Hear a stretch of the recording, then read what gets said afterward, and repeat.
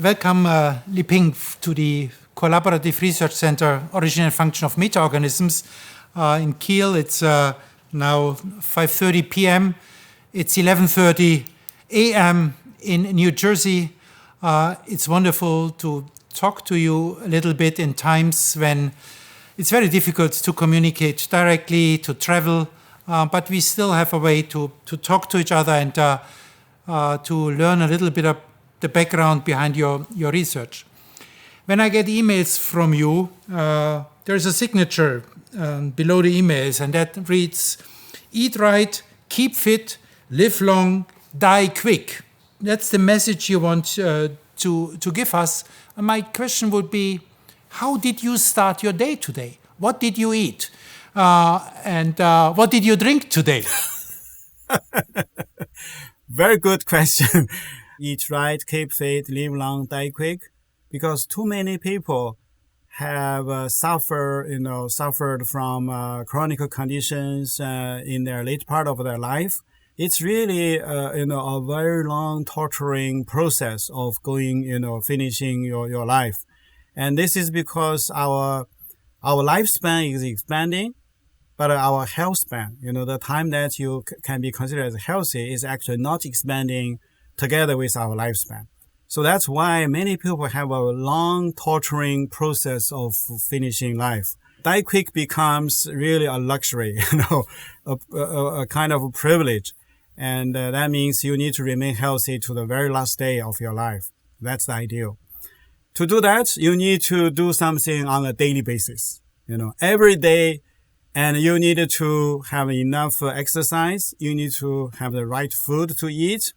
Every meal, even every single bite, So that's how you eventually can get a healthy life, which is also long. How did I start my day? So I have a yogurt machine at home. So I found a few strings that, if I make a yogurt, it's with soy milk, not with the cow milk. So we can now prepare some soy milk based yogurt with those strings. And then my family now enjoy this. So everybody has a small bowl of this yogurt. And then I also have a smoothie, which also has, not surprisingly, a lot of fiber, combination of fibers. And, of course, you also have some other high protein food. So this is how we have our breakfast and start the day. Yeah. You are a world famous authority in microbiology, in applied microbiology, in host microbiome research. How did you get to that field, to the microbiome and to the role of the bacteria which they play? How did you find that? My college is actually Shanxi Agricultural University. So it's an agricultural university I went to. And my undergraduate major is plant protection. That's basically control of plant diseases and insect pests, weeds. And then because I'm very much interested in becoming a scientist, somehow in my high school year, I was so thrilled to read stories about scientists.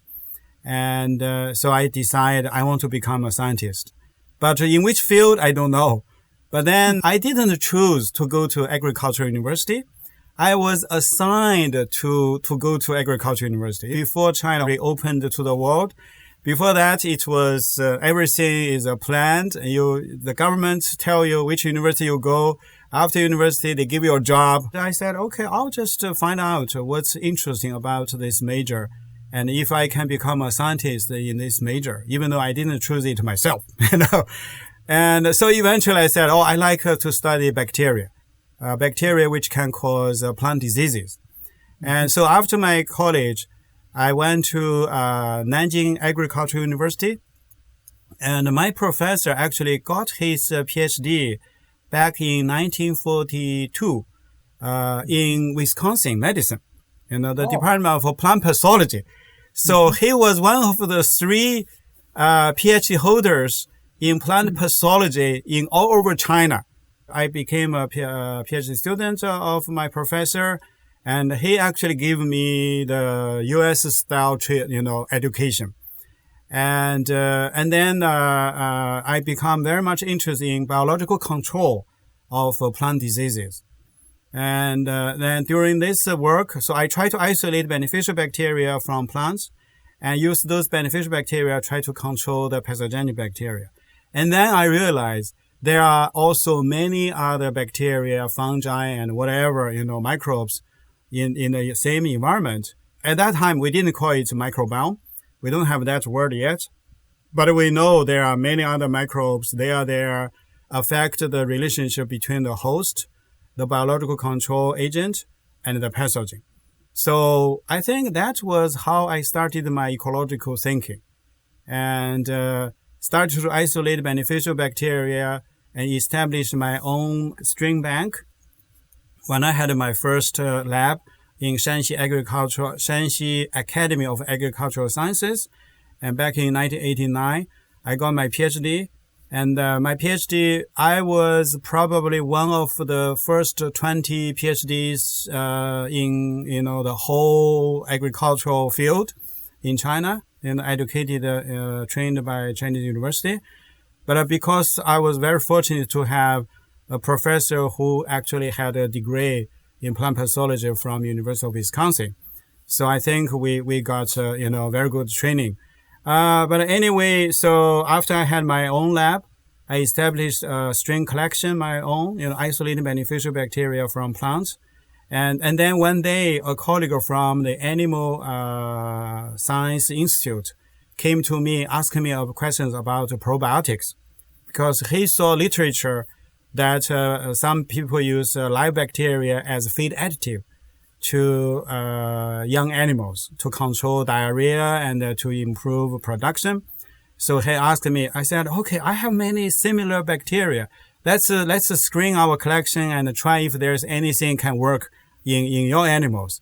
And then we found one strain very good in actually treating diarrhea in young animals like chicks and piglets. We even eventually developed the first product based on these live bacteria. So this is how I moved into animal gut health and gut ecology field. And for a few years, that's back in 1991.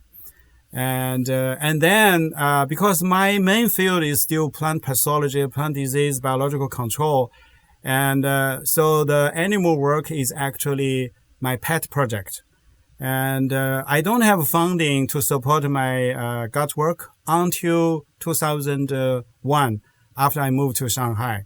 And then I shifted completely to the gut ecology. Okay. But let's stay a few minutes with China and your career in China. In the microbiome field, there are two important lessons which came from China. One important lesson is yellow soup. And you use the yellow soup as fecal microbial transplantation.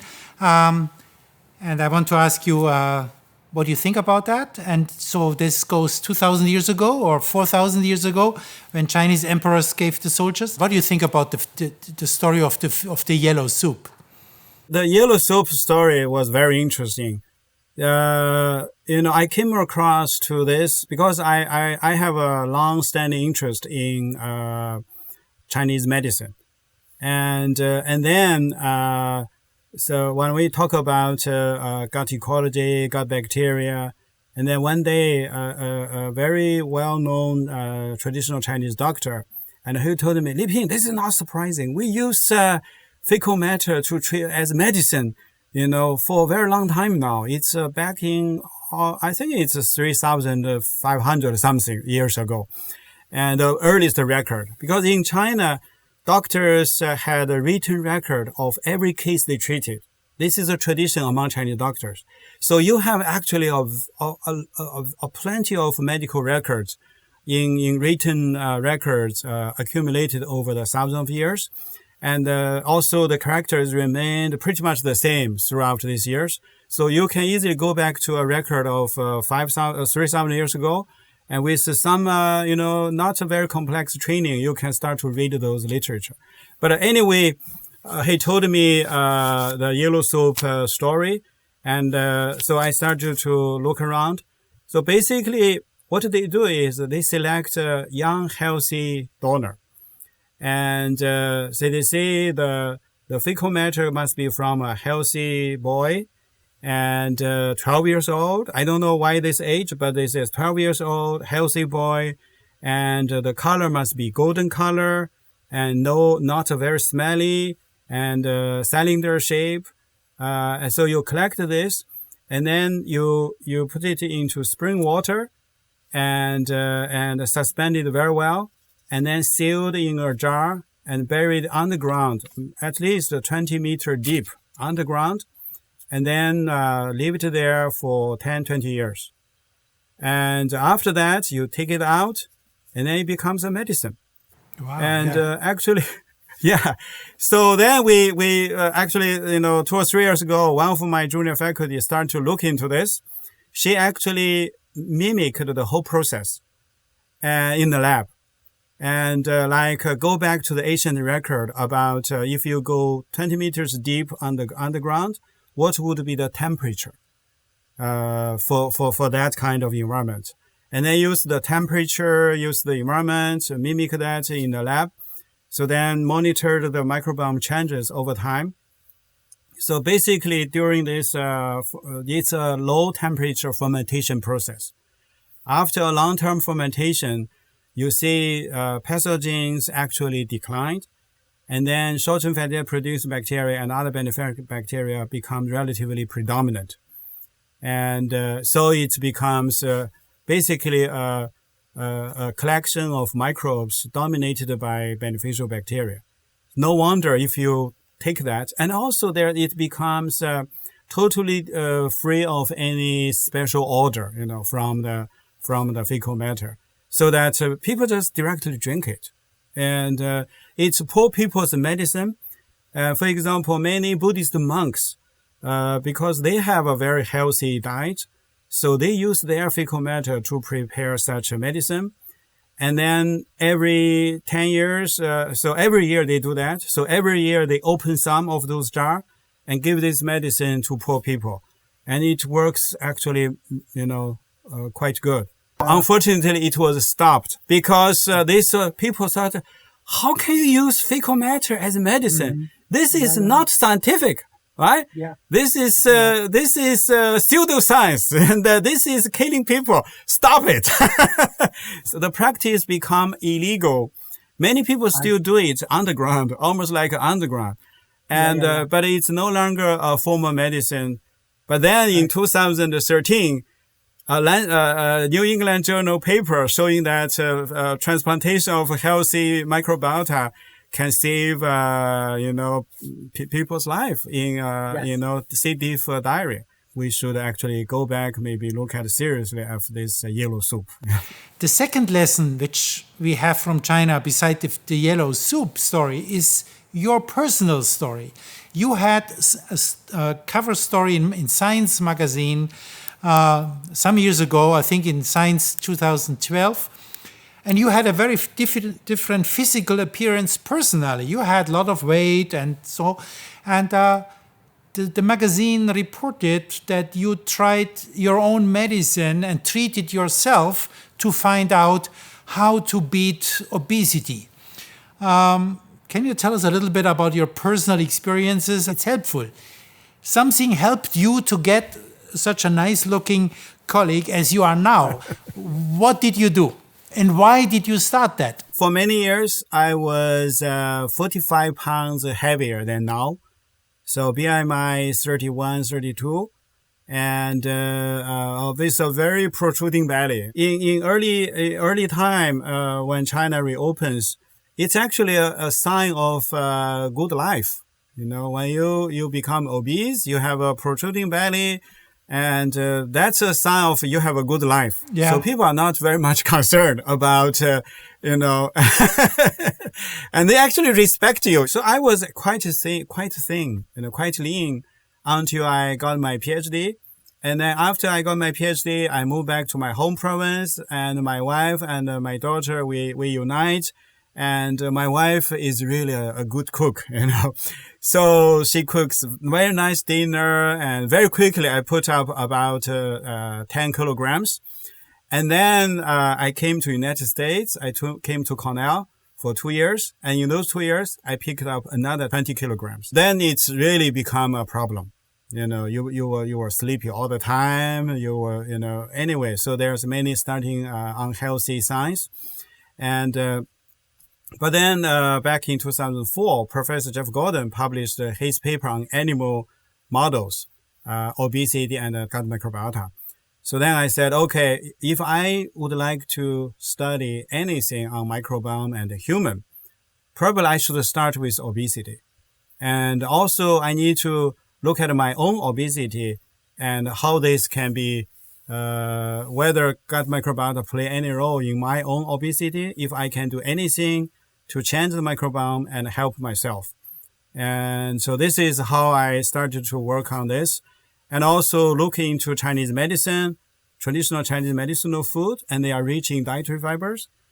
There are also other literatures, old literatures in the West, and to show the importance of dietary fibers and body weight control.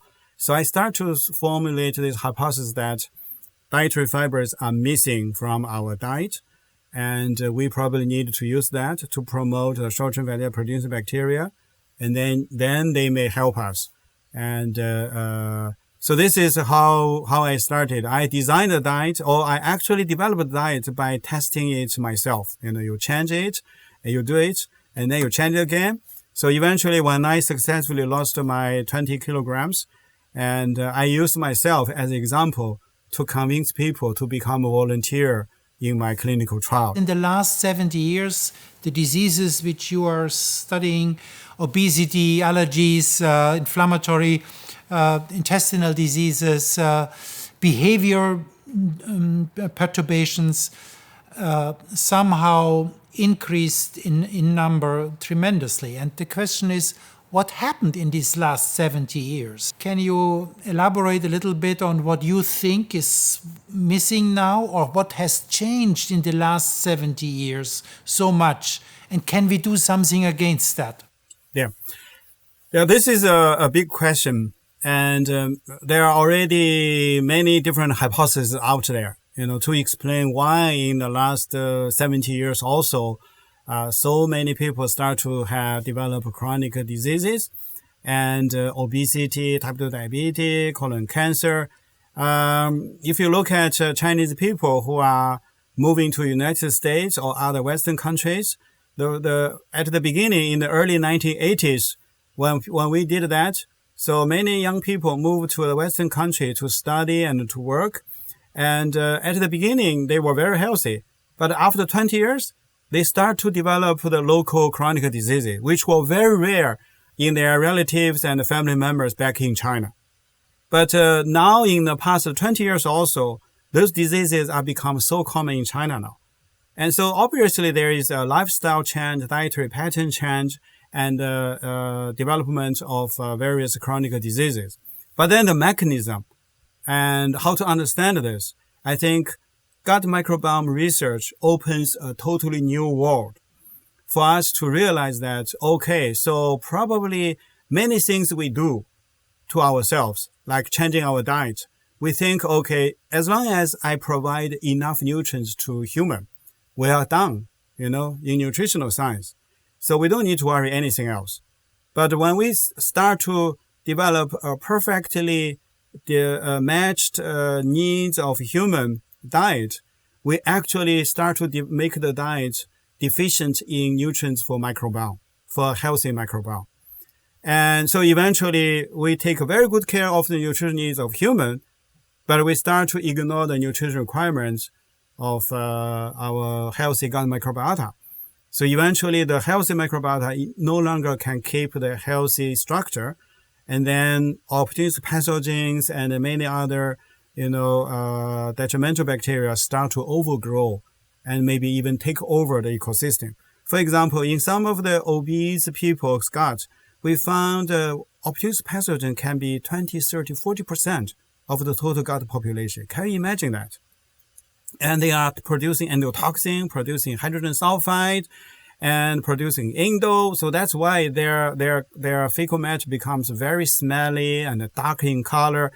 So it's and then imagine if such people get infection of COVID-19, and they already have 20% of their gut microbiota are producing endotoxin.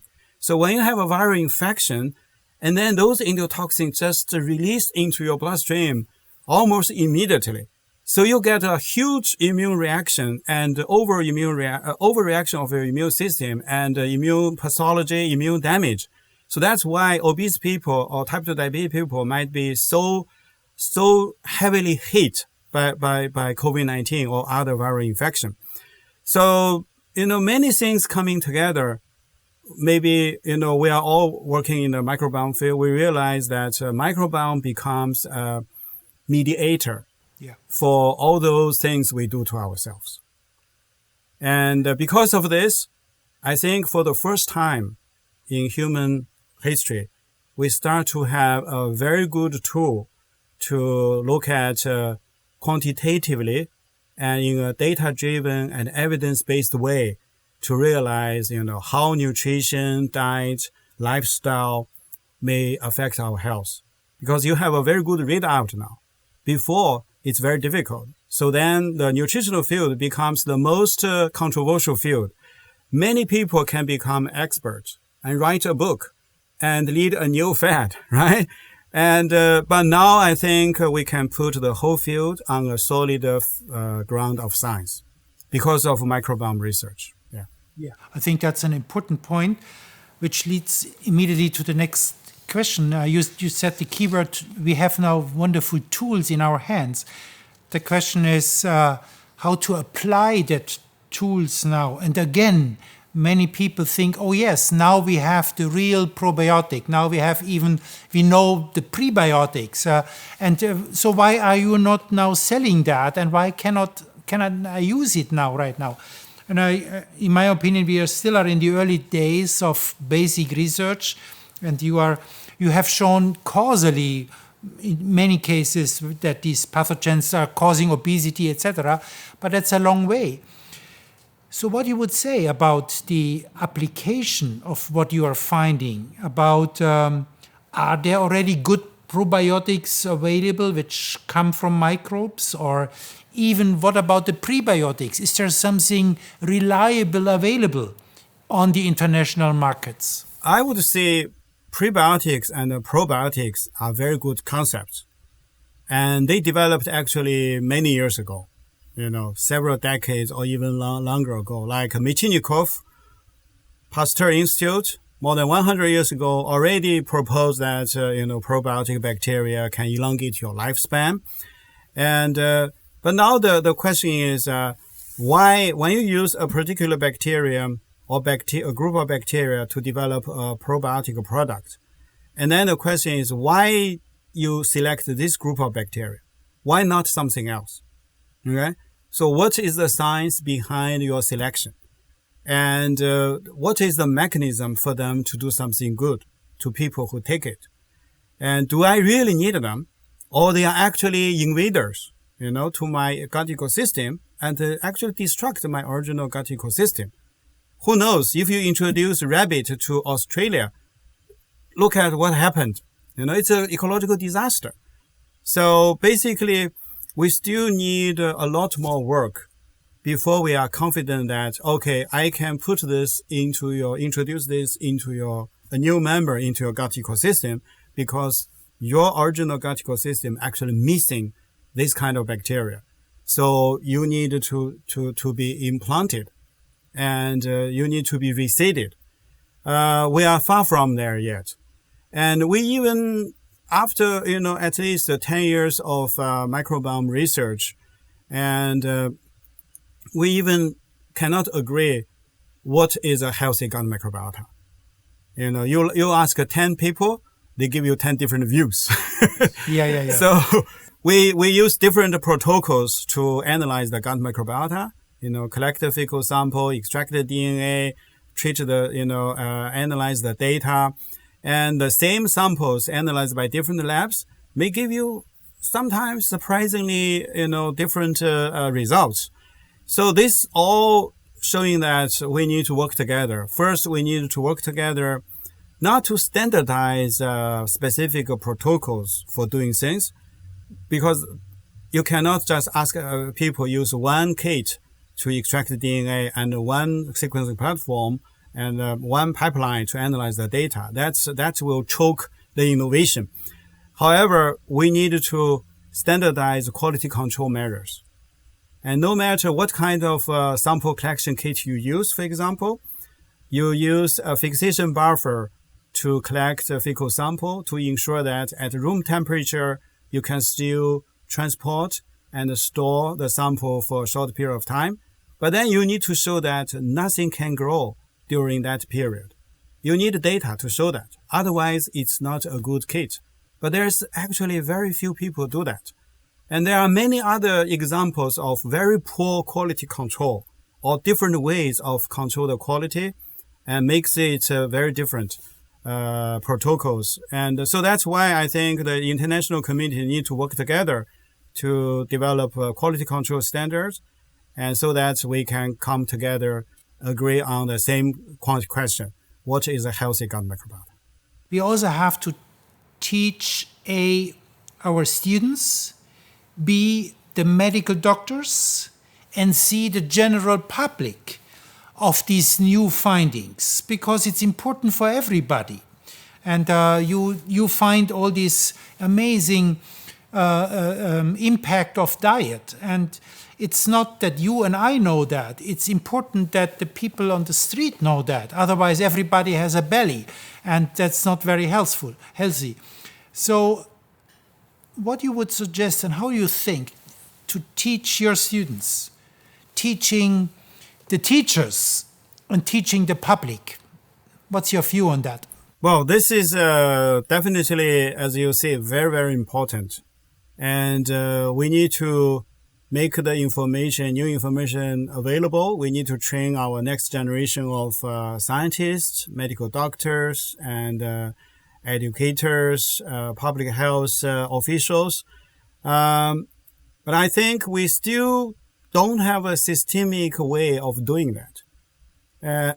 And we still rely on individual scientists, individual writers, public science writers to do that. And there is still no systemic effort so far. So my, international organizations and members of our program, like Brett Finley and others, they are writing books. Dr. Martin Blazer, Dr. Brett Finley, they are writing books. That's a great way of, educating the public and doing interviews in public media, social media. These are all very important, but this is still just based on the individual effort of scientists and microbiome writers. We probably need to think about how to systemically develop this, how to make new data available almost immediately to policymakers, to the public, and then for them to, to try to adopt and into individuals' daily life, and also eventually into the policy change. Yeah.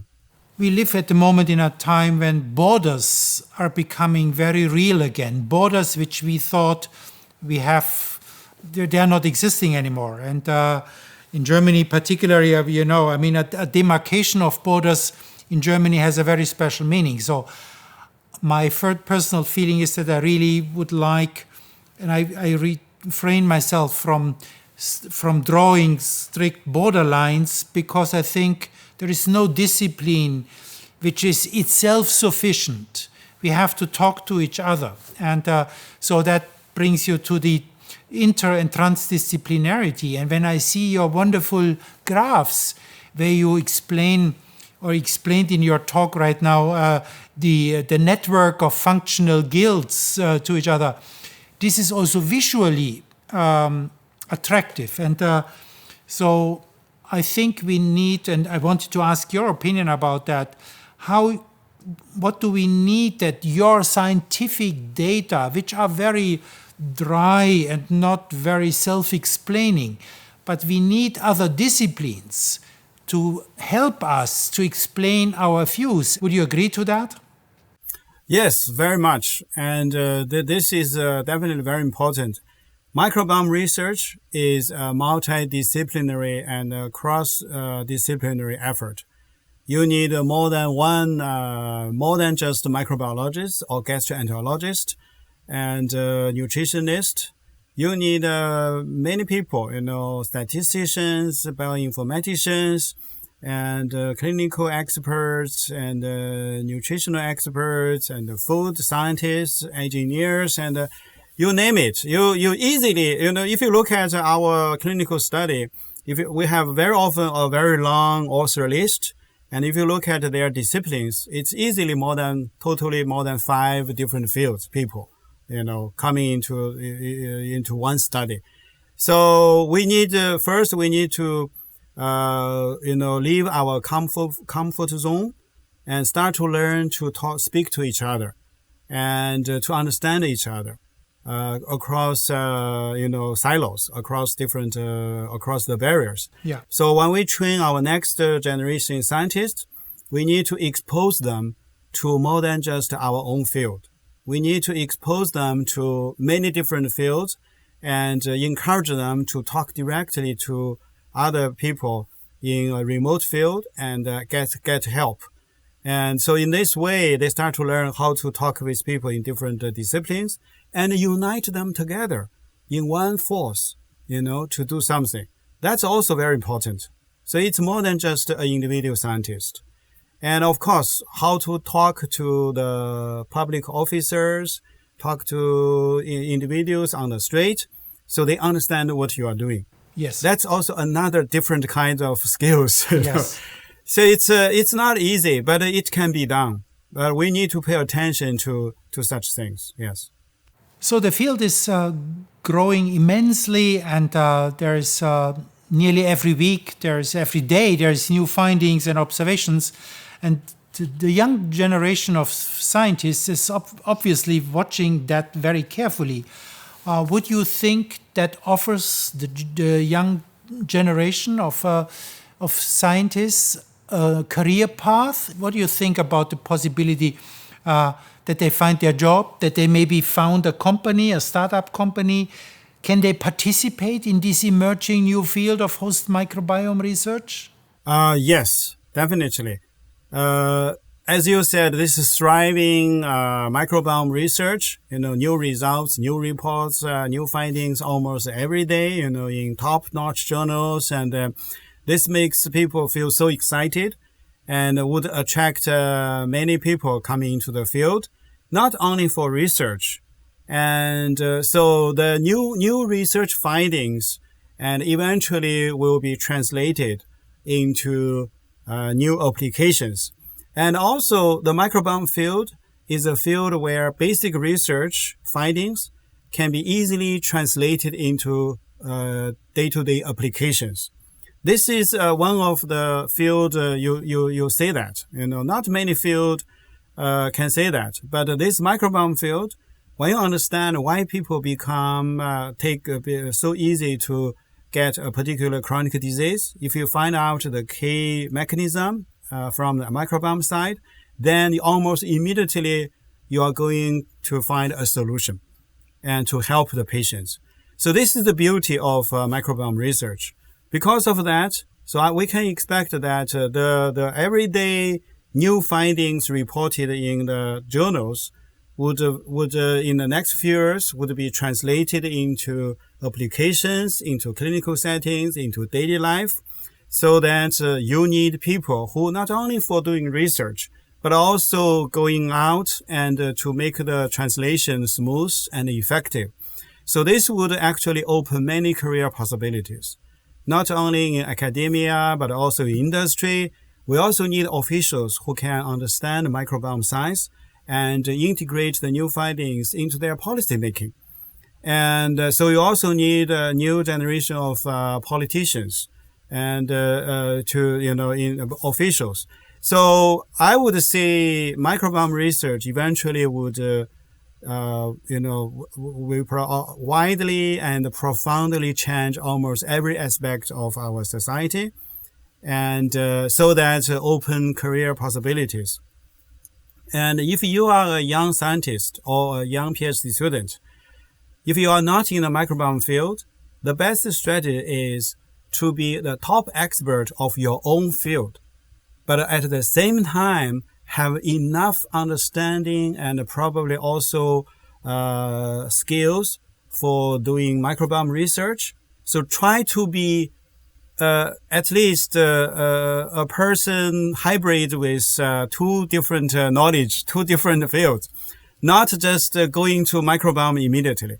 Maybe, having finished your PhD in your own field and then do a postdoc in a microbiome lab or in a lab doing microbiome research. So that you have trainings in at least two fields, because that's required for doing microbiome research. And so eventually, I think we have enough next generation scientists, and then they will also spill over to the industry and also hopefully to the government. Thank you very much. Excellent advice. So we're coming at an end of our wonderful chat. The last question I wanted to ask you is, if you think in 10 years' time, will there be still obese people around, or will you have managed, and your colleagues, your team, will we have managed to eradicate these modern diseases because we know what we are talking about? 10 years may be too optimistic. However,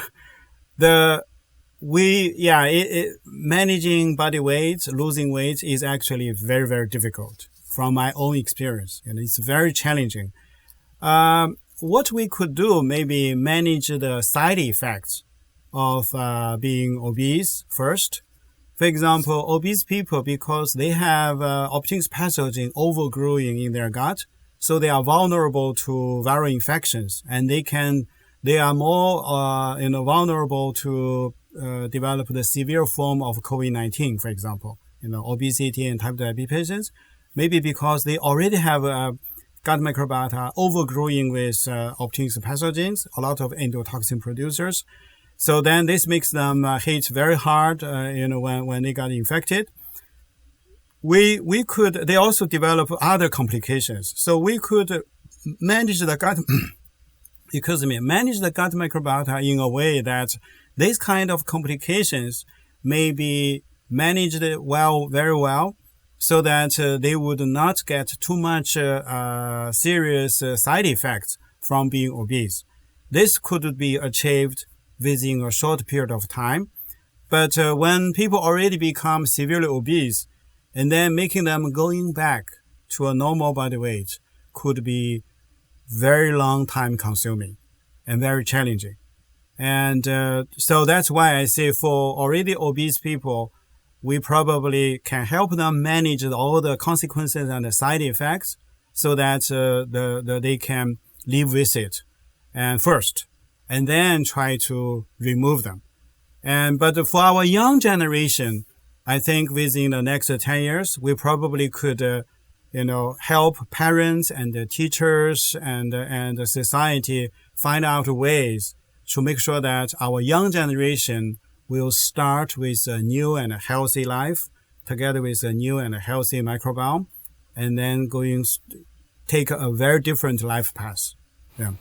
Well, thank you very much. With that very optimistic and but also realistic view, I think, based on your research.